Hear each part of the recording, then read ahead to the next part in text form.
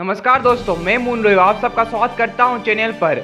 आज हम बात करेंगे आसाम की सबसे बड़ी समस्या के बारे में और उसको कैसे रोका जा सकता है उस बारे में। आसाम जो नॉर्थ ईस्ट रीजन में पड़ता है भारत के, वो राज्य हर साल बाढ़ से जूझता है और लाखों लोग प्रभावित होते हैं। कई लोगों को अपनी जान भी गंवानी पड़ती है। बाढ़ के वजह से आसाम की अर्थव्यवस्था पर भी असर पड़ता है। क्यों इतने सालों से सरकार कुछ कर नहीं पाई इस आपदा को रोकने के लिए? क्या सरकार काबिल नहीं है? क्या सरकार चाहती है हर साल बाढ़ हो? क्या बाढ़ को पॉलिटिकल मुद्दा की तरह देखती है सरकार? आसाम में जो बाढ़ को रोकने के लिए सुरक्षा संरचनाएं बनाई गई है वो 50-60 साल पुरानी है। ये 1960 और 70 के दशक में ब्रह्मपुत्र और उसकी सहायक नदियों के मुख्य तने पर बनाए गए थे और अब कमजोर हो गए हैं।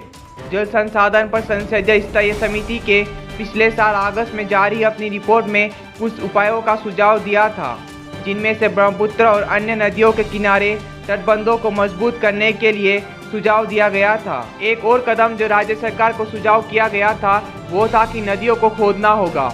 लगातार गाद जमा होने के कारण बाढ़ के मैदान में नदियों का उच्चतम बाढ़ स्तर, नदी के अत्यंत उथले तल और नदी द्वारा मानसून में लाए गए भारी तलछट के कारण बढ़ रहा है।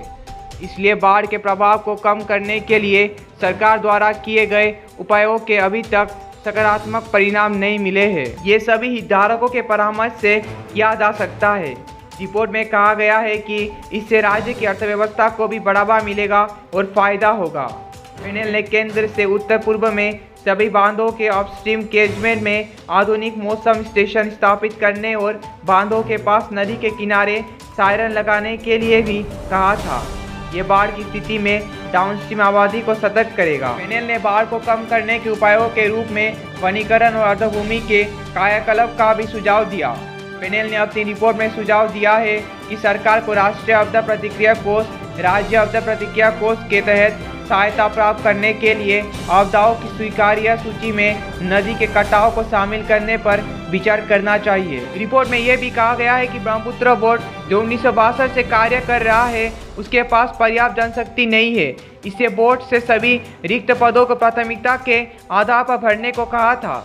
रिपोर्ट में यह भी कहा गया है कि उत्तर प्रदेश, बिहार, पश्चिम बंगाल, असम, उड़ीसा आदि जैसे प्रमुख बाढ़ संभावित राज्यों ने बाढ़ मैदान जोनिंग बिल अधिनियमित करने के लिए पहल नहीं की थी।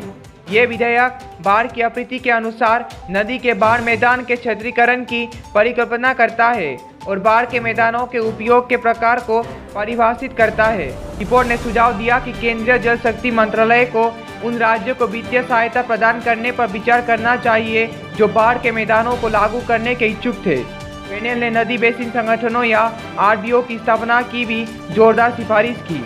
रिपोर्ट में कहा गया है कि ये नदी बेसिन के समग्र विकास के अलावा तत्काल, अल्पकालिक और दीर्घकालिक समाधान प्रदान करेंगे।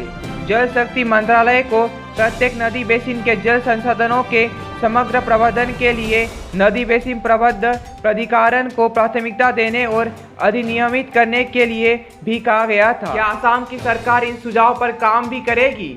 क्या आसाम में बाढ़ की समस्या कभी समाप्त होगी? ये तो सिर्फ समय ही बता सकता है। धन्यवाद। अगर वीडियो अच्छा लगा तो लाइक, शेयर और कमेंट करना ना भूलिएगा।